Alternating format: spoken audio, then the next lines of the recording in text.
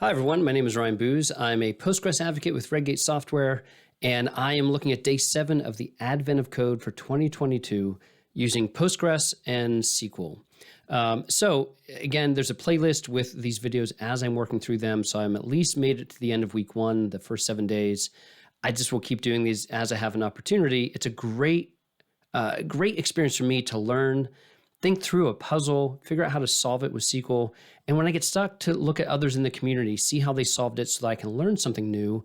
And I can guarantee you I've already learned 4 or 5 things just in the first couple of days when I've maybe solved a puzzle, but I was pretty sure there was an easier way to do it. And I would look at someone else in the community that did it with Postgres, say, that's right, that was so easy. I think even on day 1, I went about the puzzle pretty difficult, complicated way. And a simple filter on an aggregate made it a whole lot simpler. So that's the goal. We're looking at day 7. And so day 7 was a little bit, I thought would be pretty easy, particularly having gone through day 5. So if you haven't watched my day 5 video, it is a little bit longer, but I spent a good chunk of time in the middle of that video. And I'll link to it in the description, maybe of this video, but also in that video, I'll put the timestamp so you can get right to it, about recursive CTEs and how they work. And when I saw today's puzzle, I knew pretty quickly, well, certainly I have to use recursive CTE, a very similar problem. But in my mind, I was thinking about it for a different part of the solution, which actually got me stuck. And I just missed how to solve it. I honestly, eventually, I didn't want to spend hours on this. And so after some time, I realized I'm missing something. Again, I went and looked at how someone else in the community solved it. And I saw immediately what my issue was. I just felt really silly, quite honestly. And I'll talk about what that is. So here's the deal. The elves come up and they give you this device, the one you were using in the previous day's puzzle where we're trying to find the communication. And they realize that part of the problem is it needs to have an update. And so they need to find the sizes of all the files in the directory because they're going to need to free up space at some point. So there's a 2-part puzzle here, but it all deals with, you get a listing of someone moving around the file system on this device. And as they move around, a common, commands that we're used to within, computer science and working with computers, change directory, listing a directory, the sizes of files and so forth. And so as you follow these commands step by step, we need to keep track of what's going on so that we can figure out the total size of each directory in the file system. All right. That's really the main deal. And so there's nothing that's terribly unique here. Even if I, just to highlight this, these simple commands are saying, hey, start at root, list that directory. This happens to have 2 directories inside of it. And then maybe you're going to move around, change directory into one of those. There's this list of files. And so I knew pretty quickly that I would have to process this line by line, deciding what was happening with each line. Is it a change directory? Is it a file? Is it something like list or dir that actually doesn't matter? It doesn't matter until I actually do something like change into a directory. Then I need to keep track of any files that are inside of that directory. Otherwise, most of the other lines, it's really the CD lines and the files that really matter. The challenge here is, though, all of those other lines in between, or as I go file by file, I need to keep track of the path. And when I go out of a directory, so they also have a change directory ... which again, if you're not familiar, just means we're going to go up a level. So in this example here, there's 2 in a row. That means that we have gone up 2 directory levels. And so as I'm keeping track of the path, where we are in the file system, I'm going to need to shrink that path again to just include the directories that, where we currently are in the state. And so this is really similar to day 5. And I knew that kind of at the top, that to get the output as I needed it, I would have to work iteratively with a recursive CTE. So let's look at the output, the input, of what we were given. So this is actually a really long file. Again, I forget in total, we can look, but I think there were at least 1,000 commands here. So a lot of movement up and down. The other thing that messed me up, I actually, for the first time, and I erased it since, but I decided to work iteratively in this one. Again, someone else I'm following in the Postgres community, as I've checked their solutions each day after I've done it, I noticed that they don't actually import the data into a table. They just simply take the text file execute it as a command input to their Postgres script, and it works that way. So I thought, oh, I'll do that. I'll take this example data, kind of as like test-driven development. I have this sample data. I'll work on my solution using this because they then give you the answers as, if this were the data, here's what you should end up with. I thought that'd be great. It would just all work out. My one problem there is I relied too much on day 5 where I just used strings as my array. I had one array with a bunch of strings so I could concatenate and expand them. It turns out my solution initially worked because all of the examples here are one-letter directories. Oops, let me try that again. So CDA, there's directory E, there's directory D. So I was not thinking about the length of the directory. I was just appending characters to kind of keep track of the path. Well, when it came to the real puzzle, it turns out that they are different sizes, and I just didn't account for that. So I was like, great, my solution works with the sample data, but because I was just doing it with a string rather than something like an array, it failed pretty quickly. So I piped in this output, this input, to the puzzle, and I got an answer, and I put it in, and it said, no, you're too low. That's not the right answer. I was like, wait, what? My sample works. Why doesn't this work? And then it occurred to me pretty quickly when I spit some output out, like, that's what's going on. I was relying on the directories having one-letter names, which obviously is not what's going to happen in real life. So let's look at day 7. Much like all the other days, I created that table. I have one line for the text. This looks just like the text file. So again, this is very, very similar to day 5. The challenge here is I had to get, rather than, if you remember on day 5, we had the first few lines of the file were the stacks of boxes, and then eventually it got into the commands. In this case, every row is something. It's a command of some sort. Some of them matter, some of them don't. But remember what I said, the things I'm most concerned about are when the command is cd, I want to pull out the directory. So what comes after the space of the cd? It might be a ...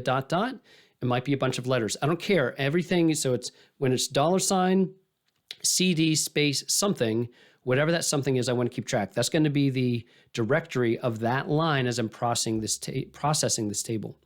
And then the other one was anything that looks like a file. And so when I have a file, it's always going to start with an integer, so digits. That's what the /d means. So anytime I have one or more digits, then a space, and then any number of characters after that, anything in parentheses is what's getting pulled out. And so I end up having, the integer and the file name there. So what does that look like just processing the rows of data?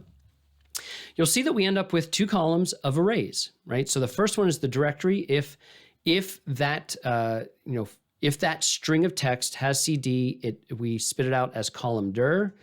If that text has the integer and name, we spit it out as integer name. It's one array. So I now have 2 columns of data. Each column has an array. One is the directory name, one is the file name, and its file size. So I have that, and now I know I have to iterate row by row. But the real trick here is as I go row by row, notice that when I get to a file, the file doesn't have the directory that it's in, right? It's just on its own line. I have to know from some previous row, some previous, input that I created or I got, what directory I'm inside. So that's where the recursive CTE becomes really helpful. Now, again, if you go back to day 5, I spent a lot of time on how recursive CTEs are set up, but just a really quick recap. When you do a recursive CTE, we have to say recursive. And then any of the internal CTE parts, the select statements that we're building up, if it's going to be recursive, which means it refers back to itself, I have to first set it up. So this will be the output, the first iteration. In this case, I'm not referring to anything else. I'm just starting with the first thing. And notice I'm setting ID equals 1. I'm creating an empty array because I'm going to... This is my final result. Remember, originally I tried to do this with strings. It didn't end up working, so I had to rework it into arrays. That made more sense to me. And so had arrays, the file size, and the file name. All right, that's going to be the output of the first row of the CT is just going to look like this, right? And then on the second iteration and every iteration thereafter, it will take the output from the previous iteration, right? So on my second run through the CTE, it's going to take this row and I can refer back to that row. So in this case, I'm saying now take that first row, that's the output of walk tree, right? So notice down here, I joined back to myself, right? I joined to walk tree right there.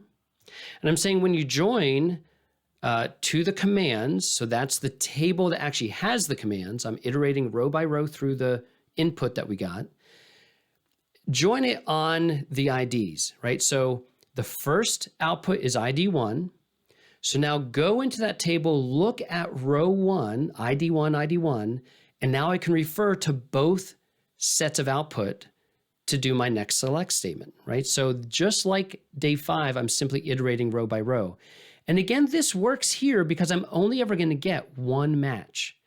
And the reason I needed to do that was so that I could get the appropriate directory, right? So row 1, let's look at that input again, right? Row 1, actually, sorry, it was this one. I turned that into the commands I care about. Row 1 is directory /, and then there's a bunch of nulls because none of the lines that followed for the 1, 2, 3, 4 next 5 lines, none of them had a command I cared about or a file. And then I get to row 7 and it has a file, but no directory. And so I need to be able to fill in as I need to keep track of what directory I'm currently in.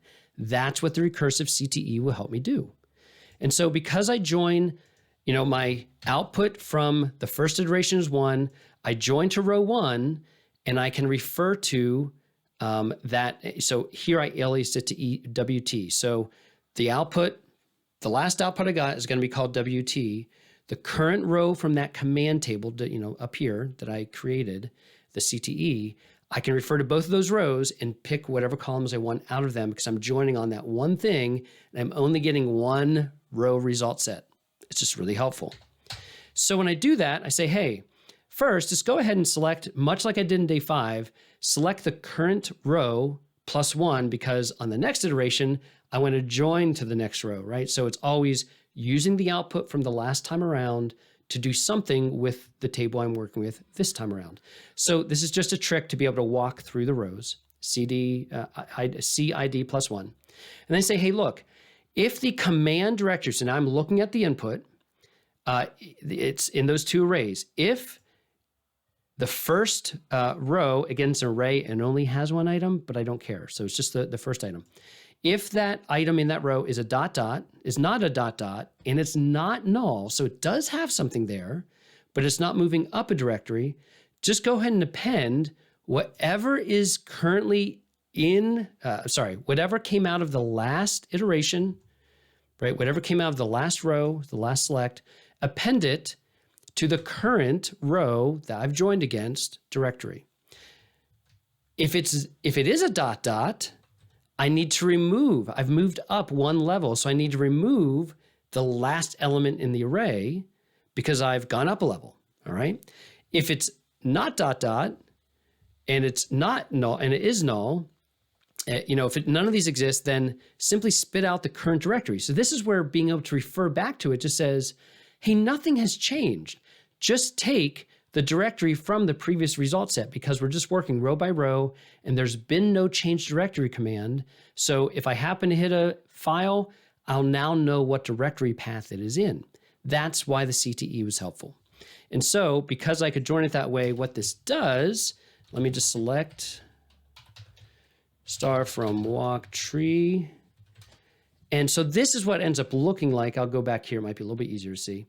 Right? Row 1 had nothing. I just set it up that way. Row 2, so the next iteration is going to select out, remember ID +1, so that means 2, / because that's the first row out of the input table, the commands CTE that I was creating. And then the file size in the file, which doesn't exist on that row, right? Again, let me just show you for probably 34th time. I'm walking through this one by one. So you'll see I'm essentially filling in this directory column. That's what I'm doing with the CTE. So with this recursive CTE. So now it looks really similar, right? I just added one extra row, but I have a directory that's not changing. It has some files in it. And then I got a change directory command. I must have. And so I append the directory that I changed into. There was an ls, I think, so there's no file. And then all of a sudden I get a file. And then I had a cd ... I went back up. And then immediately had a cd into a new directory. So you can see how we're building this path. So I simply was taking those array, that first output, using it to simply fill in the blank of the directory, because the directory is what I eventually needed to know. I needed to be able to figure out for every file what is the full path, or what are the series of different parent-child relationships, so I can get the total size of every directory. So hopefully that makes sense. Again, it's just a really useful way to use a recursive CTE. So that was fine. Now, I will say from this point forward, and I will attribute this because I gave it, attributed to, I think, FICA the first day, the null reference to count the input on day one. I believe this was Vic. I got stuck here. What I then tried to do, I was thinking about a file system. And normally, depending on the output and how you do it, I could basically build the tree referring back to itself. And so for some reason, what I tried to do, and it'd be a little bit complicated to show you again because I've erased it, but what I tried to do is build another recursive CTE using the output of walk tree referring back to itself again. So I could try and find the parent-child relationships in the directory. Somehow that join, I think I probably still could do it, but I just got so out of whack with it. I was like, I'm doing something wrong. There's got to be an easier way. Again, my goal is not to spend hours a day doing this. So I eventually did go and look at, I think it was Vic. I'm pretty sure it was Vic's solution. And I realized immediately, it took me 3 seconds as soon as I saw his, what I was doing wrong. And really it is, I have this whole thing now, and I have a set of paths. So the first thing I needed to get was just, rather than referring back to itself and trying to find the parent-child relationships and moving in and out of arrays, just getting a list of the paths is really, that was like the key. And so if and so this query simply says, hey, get a list, right? So if I just do that, I get a list of all the distinct paths. And you'll see that it's the depth of the path in the directory structure. All right. So that was helpful because then I could use that honestly to just join. And this is a really, really elegant solution. I probably would have attempted to do another recursive here had I not seen this, but it makes total sense as soon as you see it. So taking that path, I can now, this is really the key. I need to say, hey, for every directory, I know its full path, but I need to know this is where it is, but I need to also associate it with every level of the directory tree so that then I can say, hey, sum up any level of the tree, which is a total of all the files anywhere under that path in my directory structure, my directory tree. So what does that look like? It looks like this, the end result. So I'll say file and file size, F size, I think F size. So let's just see, I'm not going to do the group by because I'm not summing anything yet. So if I just do that, need to get rid of this for a second. So now I have essentially, and I'm going to go here, it's a little bit easier to see this. You'll notice that, so mzvb is a file. It is in the root directory. But then we get down this thing, I switched into directory, had some commands, and now I have this next file, which is inside of the first directory. But because I'm joining to any file that has, I guess I should explain this, right? So I'm taking those unique paths. One, it's just, they're all unique. There's no replication, there's no duplication. I'm joining to walk tree, right? It's an inner join, and I'm saying where all those many, many lines, anytime the directory equals however long the unique path from the paths is. So the first path is /. Every single directory entry in the directory column in the walk tree, which had thousands of rows, any of the first elements that match /, right? So we're saying cardinality, which is the number of elements, where there's one element. So this is referring to all the elements up to that depth.